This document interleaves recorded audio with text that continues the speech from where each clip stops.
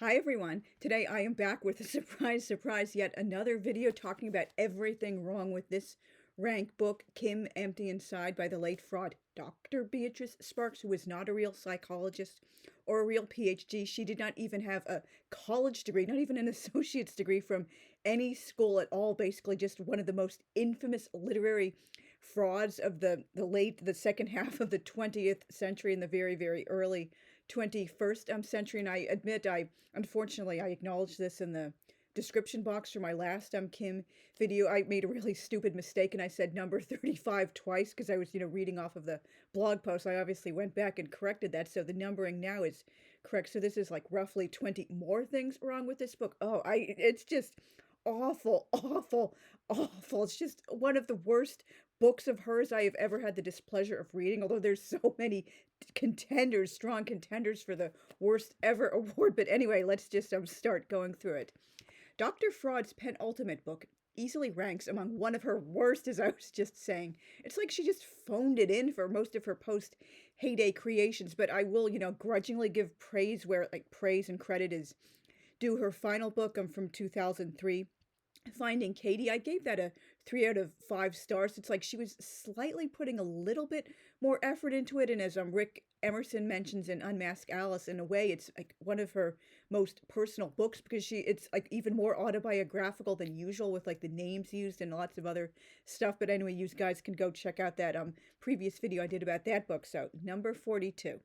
Dr. Fraud continues ramping up the racial stereotyping of Asians by having Jade be an expert kickboxer. Are you freaking kidding me? First, kickboxing is Japanese, not Chinese. Not that that ever stopped ignorant Westerners from thinking they're one and the same, but still, I'm like, so many people, they just think, oh, Chinese, Japanese, who cares? It's all the same. And they'll give Japanese characters Chinese names, particularly it's shocking when their Japanese ethnicity ancestry is an important aspect of their character in the story, or when they'll think, oh, every place in Africa is totally the same. They're all black, aren't they? Oh, they must eat all the same foods, and people in the Middle East must all have identical cultures, and that is just such ignorance. But coming from her, and particularly her generation, it was like racism, particularly Mormonism. Sorry, not sorry, which continues to this day among many aspects of that culture.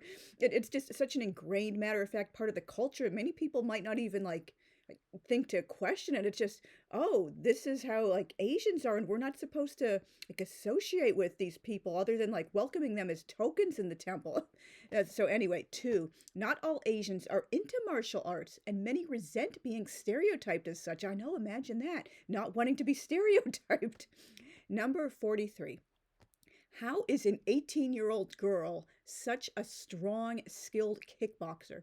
She can overpower and defeat the guy who was trying to rape Kim in a closet. And the dude's name is Rod, as I mentioned in a prior video.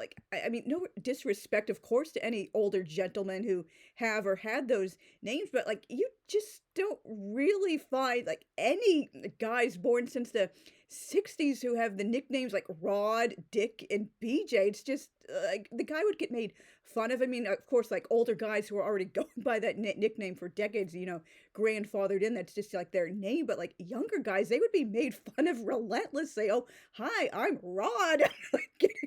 Phallus jokes and stuff. And so anyway, I'm so tired of the trope of a woman easily defeating a man in a fight, as I ranted about in a prior video. And later on, I also mentioned this. 2 of Kim's buddies overpower another would-be rapist and manage to drag Kim from the garden to their car, but this was by a frat party. Our bodies are built entirely differently, and only the most extraordinary women are much physically stronger than the average man, as we saw, unfortunately, 2 biological men, sorry, not sorry, taking gold in women's boxing at the Paris Olympics, and they punched all these women in the face, and they were applauded for it, and that's a whole rant for another topic. I'm just so angry about this issue, and remember, I'm extremely far to the left. I'm not a conservative at all. It's just a stupid trope, and it gives people unrealistic, we have shown, not just potentially, actually dangerous ideas about, oh, women can totally, take on men in boxing and mixed martial arts and track and field. But anyway, number 44. I rolled my eyes through the entire scene where Tad, another crybaby dude, is bawling about his parents' divorce and how humiliated he was to have to attend his dad's remarriage, while Kim bawls along with him like therapy time. Dr. Fraud wasn't even trying to make her requisite rant against divorce seem like it came from an actual teen. It's just so freaking stupid. I was like secondhand embarrassment for her. This is like at the very end of Kim's first journal, or the end of like part one. Like, oh no, Daddy made me pick an attractive young woman to the wedding, and I didn't want to go, and Daddy, well, I mean, I admit this is like totally scummy, like no matter like who is like doing it or writing about it, like remarrying a woman who's like, barely out of childhood, barely legal adult, only a few years older than your son. That's like gross and creepy. But again, like it seems like Dr. Fraud was saying, oh, this is always what happens with a second marriage. It's always because like Tad's dad was cheating on his mother with multiple, what's throughout the marriage. And oh, they divorced because of cheating. It couldn't possibly have been like they just grew apart over time, irreconcilable like differences, like just things legitimate that are not like, abuse or cheating. And most men do not, well, I mean, I know some like the midlife crisis type, but many do not automatically remarry some, barely legal chick. It's like a woman like within 10 years or so of their own age. It's just like so stupid. After a couple of minutes, he relaxed and said, "It's so humiliating. Oh no." I tried to hold back a gasp, but it wasn't easy. "We all have to live our own lives," I said, trying to sound mature and accepting. He reached over and hugged me. "Thank you, Kim," he said. "I couldn't possibly take someone to the wedding who probably would have said something crude or gross like," and again, I'm going to get to this later, like how the hell did Dr. Fraud define the words crude and gross? Did it just mean anything remotely related to sex, or that wasn't 100 million% like G-rated Molly Mormon crap? Ugh. Then he told me that his dad, cue the all caps or pet fetish, had almost ordered him to come to the wedding, uncue the caps, while his mom had tearfully, more caps, pleaded with him, cue the italics combined with caps, not to go, multiple exclamation points. He said it had been an ugly divorce and he had been caught in the middle. Finally, Tad, with tears in his voice, said, Dad also, in all caps, ordered me to bring a beautiful young lady with me. I whispered, "But that doesn't mean you," cue the caps again, "have to." Tad sighed deeply. "It does, if I want Dad to pay for college. He has very vividly let me know that." All these stupid caps. Oh, just an idiot. Oh, just this scene was just stupid. Oh, that's not even the anti-divorce rant scene. It goes again. She has like at least two long, embarrassing like rants against divorce when Kim was copping her morally superior attitude. The wedding was big and grandiose, but it didn't seem sacred at all. Like my family weddings, I'm so much better than those icky secular people. The reception at the Cactus Sky Room was elegant, but it too felt empty and fake. Oh, F you, Beatrice Sparks. I am so grateful for my life and so sad for Tad. Oh, just an idiot, just stupidity. Here's the scene again when they're like bawling together. It's just an idiot. And they're like talking at the beach and like in their cars. Eventually we stumbled into the divorce. Tad shivered. His pain seemed to be smothering him. Tenderly he held my hands and then hugged me so tightly it was almost like we were one, and he would never let me go. Between sobs he told me that he could never have made it through the fiasco. Like, what fiasco? Your dad got remarried without my help. I kissed him gently on the cheek, and as he turned his head, I felt his tears join mine. Terrible writer. Slowly he started telling me, almost in a whisper, about how his dad had always had girlfriends and how his mom had tolerated it because he, ellipsis, in many ways, ellipsis, was an ideal dad. Little league, camping trips, fishing, always at his games, etc. As Tad got older and understood more, he began to hate his dad as much as he loved him, then hated his mother for putting up with the crap. I'll help you over this, Tad, I sobbed. I'll be everything you want me to be forever. I'll love you and help you recover from this. Together we... Startled, Tad jumped to his feet, and then, like, Kim finds out he's, like, gay. Just an idiot. And I'm going to get to some of this later on, and, like, divorce is, in the all caps, no words.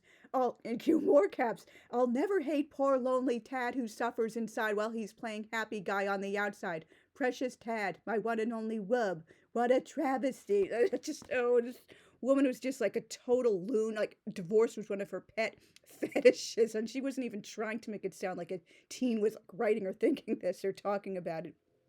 Number 45. How is Kim's gaydar pinged by the sad look on Tad's face when he gently pushes her away and says he appreciates her, but after she tearfully promises to love him, help him, and be there for him forever? Unless she already suspected it, there's no logical reason to conclude that could only be the reason he'd refuse, shocker of shockers, a full-blown serious relationship and marriage at all of 18. Like, maybe she's just coming on way too strong for this dude. Even like a hot-blooded, stereotypical, like, macho, like, hetero dude. Like, why are you, like, pressuring me into marriage already? I just want, a friend, someone to support me, and you're saying, oh, let's be together forever, babykins, blah, blah, blah, blah, blah. Let's get married already, even though we're barely out of high school. This idiot. Number 46.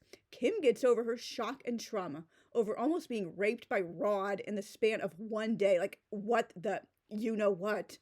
It pisses me off how Mrs. Sparks, not doctor, Mrs. was her only title, pretended to be a psychologist, particularly a clinical teen adolescent psychologist, while demonstrating absolutely staggering amounts of total ignorance about PTSD, trauma, depression, and everything else related to mental health. I have an upcoming video and blog post about her total ignorance of psychology and teen brains and cognitive development and such throughout all of her awful books.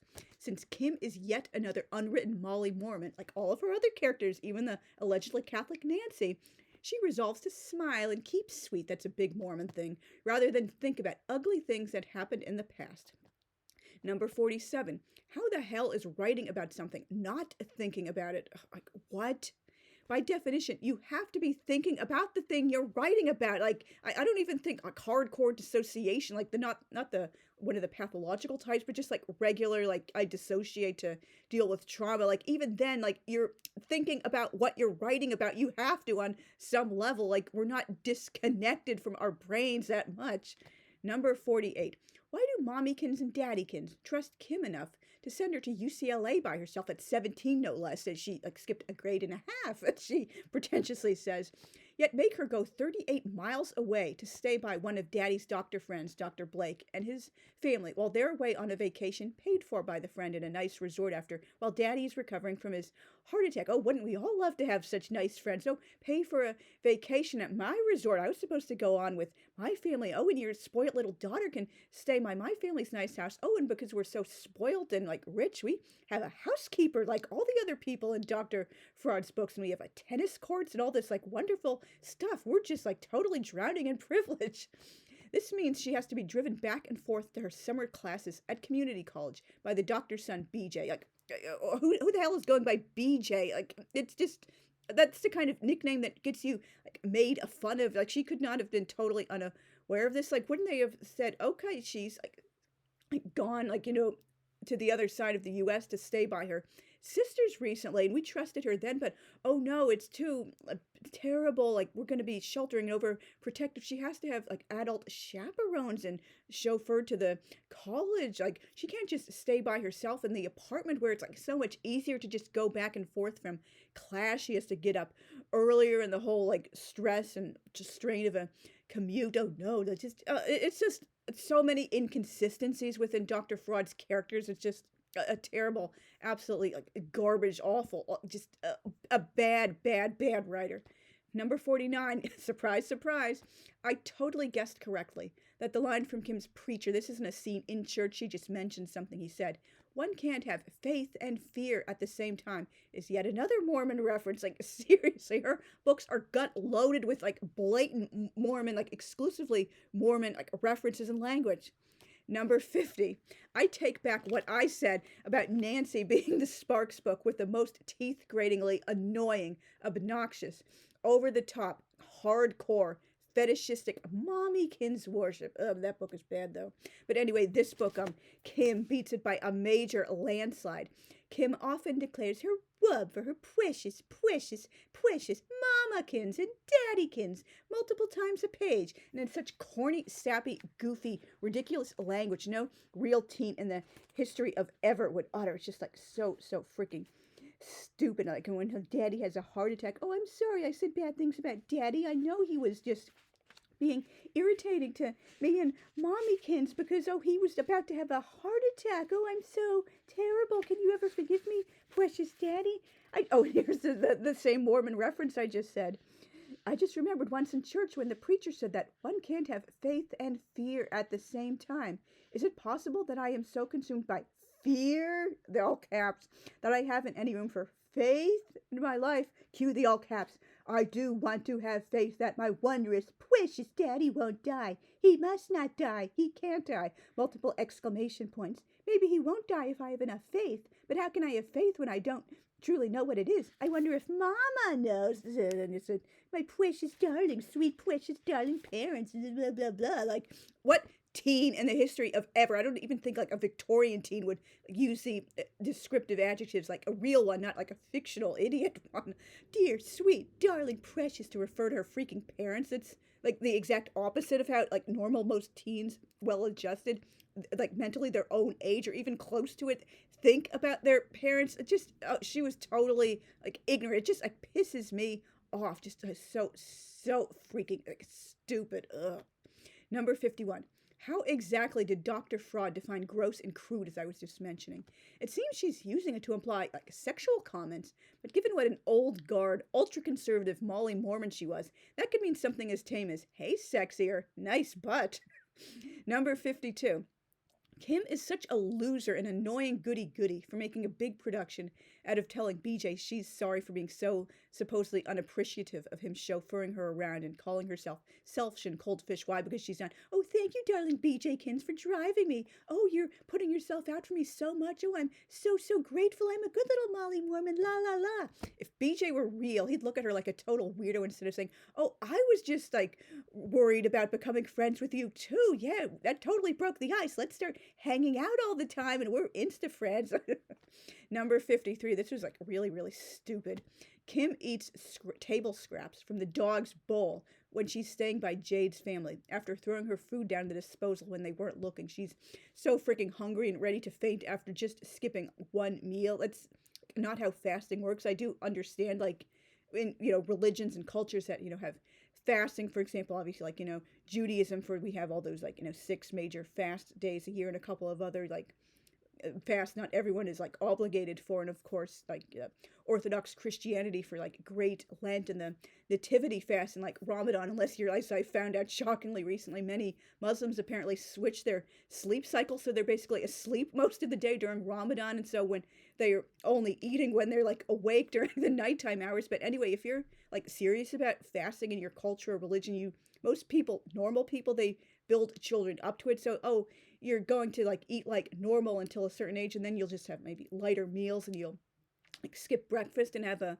light lunch and a light dinner, and then you'll like skip breakfast and lunch, and you'll have a light dinner until you're like ready to fast by, the requisite age. But anyway, like she's 17 and she's already feeling faint after only skipping like one meal. That Dr. Fraud was totally ignorant about everything, just everything.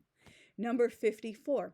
Kim thinks BJ might try to rape her, or she's not right to say it, but, oh, nightmare, throw up time, like baby talk when they're alone in the car, because he's very good looking and gets lots of sexual comments from girls, and he thinks he's like God's gift to female kind and like catnip to women. So if he were an ugly, unpopular troll, there'd be no perceived danger. Like, what?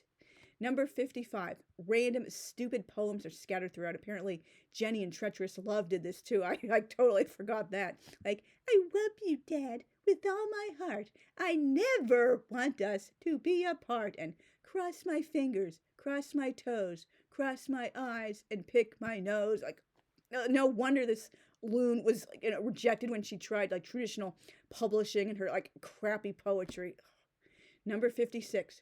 Doing fireworks on the 4th of July is described as patriotic, with the implication that anyone who doesn't shoot off fireworks or see a show is inherently anti-American. Like, what if you're concerned about the environmental impact, like people with PTSD, maybe even yourself from the loud noises? You don't like the thought of like animals being like terrified and having trauma and being murdered or killed by the fireworks and running away from their home, like abandoning their babies. Like, it can maybe set fires. Just maybe you just don't even like you like fireworks, you like seeing them from your house, from the safety of the window, but you just don't like fighting the crowds and the heat and the mosquitoes, and like maybe there's people you don't want to see at the big show. You can't find parking. Like, what the hell is that? It's, if you're not jerking off to the flag 24/7, you must be like anti-American. I hate Dr. Fraud. Number 57. Kim thinks Maria is absolutely the most self-centered, selfish person I've ever known because she only talks about her exciting weekend science seminar when she's on the phone with Lawrence when she comes home, instead of being a good little Molly Mormon and stroking her Peter Priesthood's ego by putting him first. Oh, how were you, honey? How did your weekend go? Oh, babykins, I don't care about myself. Man comes first and only. What the hell normal 17-year-old thinks like that? Number 58. For a book about an alleged serious gymnast, we barely get any details about gymnastics. I didn't learn, and I haven't learned so far anything like I didn't like already know from watching the Olympics, or any like new fun details I would have been interesting to know. Kim only mentions her classes, competitions, and equipment in vague passing, and she doesn't even sound like she's that devoted to gymnastics because she has so much free time to do so many other things. Like, compare that to other athletes. Many times they make so many sacrifices in their families too. Oh, we're going to like drive 8 hours to get to the skating rink or the gymnastics studio or whatever. And, oh, we're going to like relocate, or we'll like live out of a hotel for the week or over the weekend, or we're like going to pay like extra money, mortgage the house to get a coach for the promising child, or I'm in practice like so often I have to do like homeschool, or maybe not even like school all the time because like athletics is my thing. But nope, she just seems like a normal teen girl who just happens to do gymnastics sometimes. Dr. Fraud could have just as easily made her a swimmer, skater, or runner, or any other sport. It doesn't even really matter because like the details are like almost non-existent. Number 59. Like all the other serious boyfriends in Dr. Fraud's books, Lawrence, too, is written as this cartoonishly perfect ideal male. You know, like women writing men is like the flip side of like men writing women. She breasted boobily down the stairs, then titted downwards. At 19, he's already a university junior, and excessively polite, helpful, sweet, considerate, handsome, intelligent, mature, unselfish, perceptive, you name it. He's also poised to start a brilliant career as a scientist. This is like another trademark across pretty much so many of her books. What the hell kind of modern teen calls sex? Ellipsis. You know, ellipsis. I mean, I realize like, being like sex negative, like only missionary under the covers, lights out, like, you know, certain times of the, you know, the week or the month or whatever is like de rigueur in Mormonism, and she was projecting her own like sexual hang-ups onto everyone, just like her trauma from divorce. But teens don't talk like that. Oh, I have so many more things I'm looking forward to ripping on this book about. So thank you guys very much for watching. I do not recommend this book unless you want a huge laugh or a lesson in how not to write contemporary edgy YA, particularly like in journal format, or just like any kind of modern YA or modern YA in general. It's a lesson in everything you do not want to do when writing this particular sub-genre. Though, thanks again for watching, and I will see you again very soon. Bye.